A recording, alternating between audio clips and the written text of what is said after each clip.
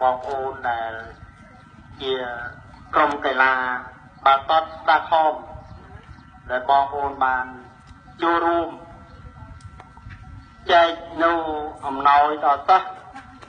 នៅសាលាបឋមសិក្សាបងក្រាស់ព្រមទាំងលោកគ្រូអ្នកគ្រូយើងទាំងអស់ថ្ងៃនេះជាថ្ងៃមួយដ៏មហាអស្ចារ្យដែលបានបងប្អូនចូលរួមមកសំណេះសំណាលនិងចែកដល់សិស្សានុសិស្សយើងនិងលោកគ្រូអ្នកគ្រូនៅថ្ងៃនេះជាដំបូងនេះខ្ញុំសូមគោរពសរសើរនិងថ្លែងអំណរគុណយ៉ាងជ្រាលជ្រៅចំពោះក្លឹបបាល់ទាត់ស្ដាខំនិងក្រុមហ៊ុនទឹកដោះគោនិងក្រុមហ៊ុនអរុណរស្មីដែលបានអញ្ជើញចូលរួមបាទអូក្រុមហ៊ុនស្មាតបាទដែលយកឃើញពីគុណតម្លៃ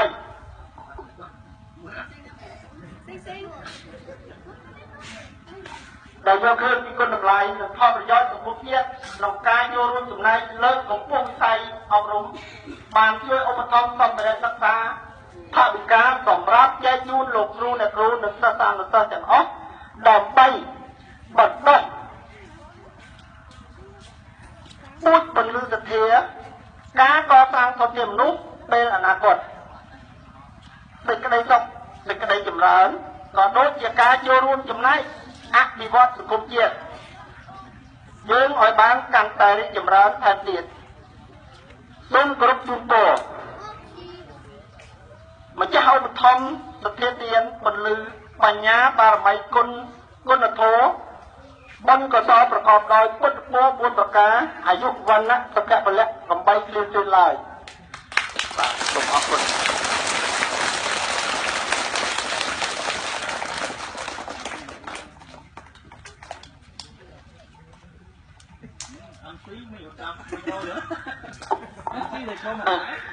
សូមថ្លែងអំណរគុណដល់លោកនាយកក៏ដូចជាលោកគ្រូអ្នកគ្រូតំណាងឲ្យសាលាបឋមសិក្សារបងក្រាស់នេះទាំងមូល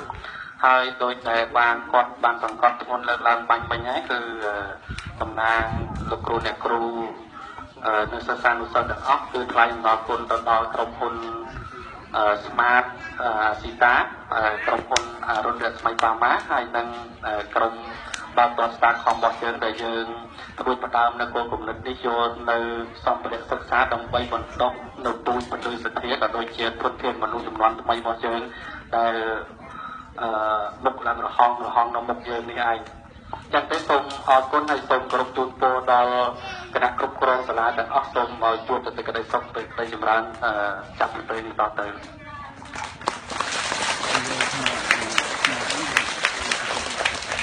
បាទជាបន្តទៀតតតាម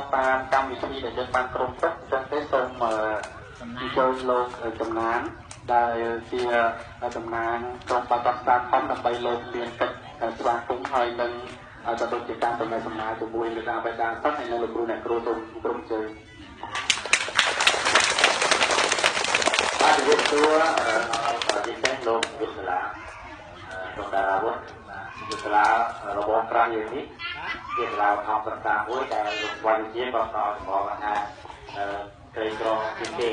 ក្នុងតំបន់នេះដូច្នេះ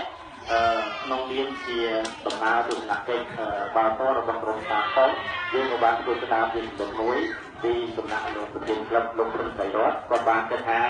គាត់នឹងប្រមូលជាសម្រាប់ធម៌ដោយការជួបជ្រែងពីវត្តគ្រប់ក្រុមជារបស់ឡើយបន្តទៀតយើងក៏បាន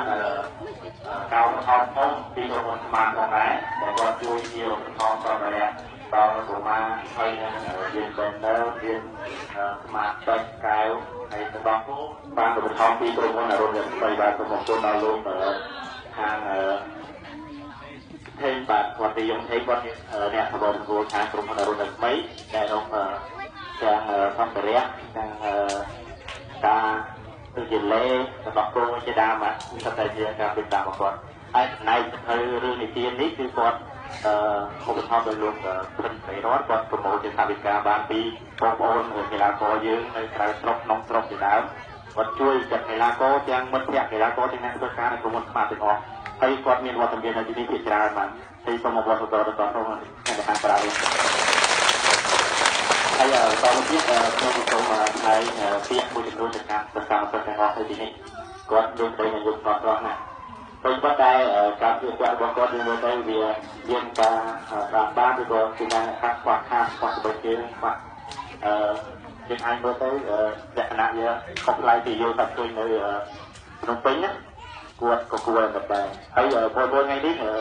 ហត់ទៅហៅនៅមើលអូនណាខ្លះហៅលំដៃចាណាបងណាទៅចាំមុនបានទេអត់ក៏បានអូនណាព្រោះយើងនៅមានអវត្តចាប់ចែកចាំចែកឲ្យខ្ញុំបងហៅតាមក្រោយណាបាទអូខេបាទ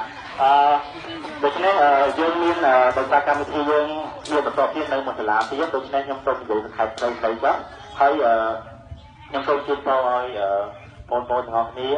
រៀនប្រកបដោយភាពជោគជ័យហើយកុំបោះបង់ការសិក្សាតែហើយណាក៏យើងរៀនឲ្យចប់ថ្នាក់មធ្យមសិក្សាដែរណារហូតដល់យើងមានលទ្ធភាពយើងមកចប់ដល់បាក់ឌុបឬក៏អាចទៅហៅចំណាយទៀតព្រោះថាបើសិនជាយើងបោះបង់ពេលនេះឱកាសយើងមិនអាចបកក្រោយមកវិញឲ្យតាមដល់វិញទេបងដូច្នេះជាយុទ្ធសាស្ត្រទោះបីអូនរវល់សិក្សាជាមួយពុកម្ដាយយ៉ាងម៉េចក៏ដោយការសិក្សាយើងគឺសំខាន់ណាស់បើយើងអត់ចេះអីយើងទៅមុខទៀតធ្វើការយើងធ្វើបានបើតែយើងបានចំណូលតិចមិនអាចចំនួនហើយមិនអាចចំពុកម្ដាយយើងក៏ចាត់ទៅបានទេដូច្នេះបងប្អូនប្រឹងប្រែងរៀនឡើងអូ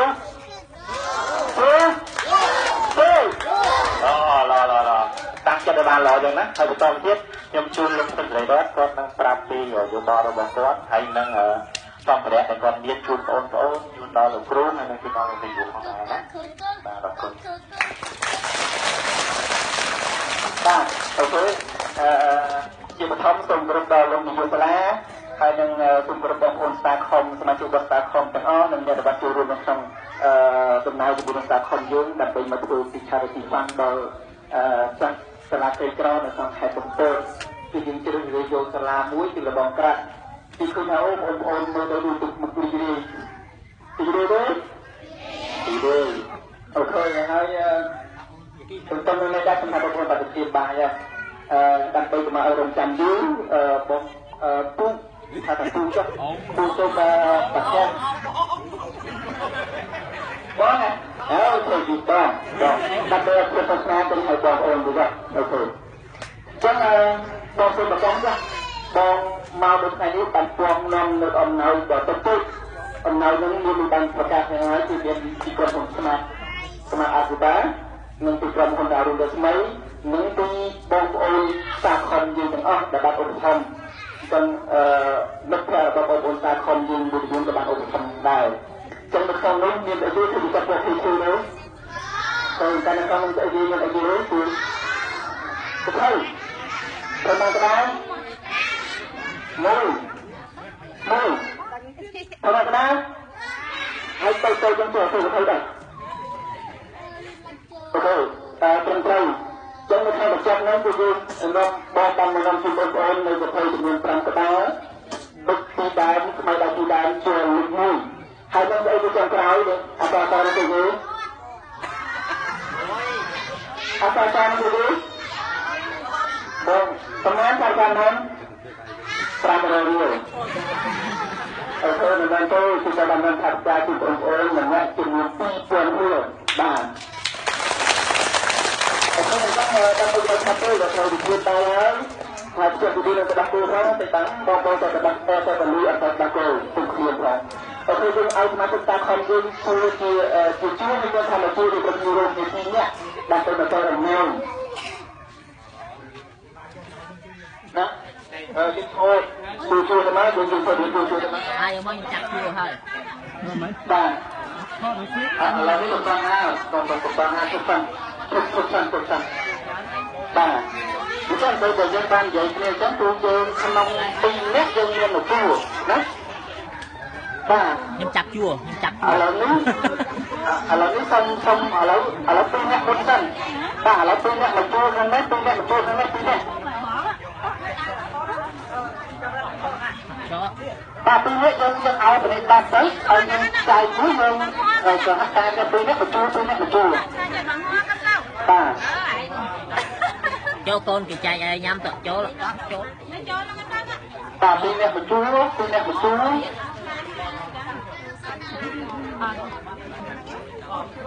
chỗ con chỗ là để cho mùi doan tôi đi ta để cho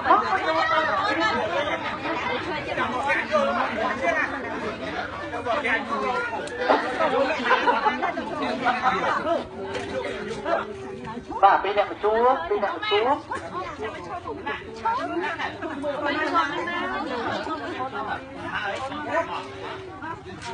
ăn chay chứ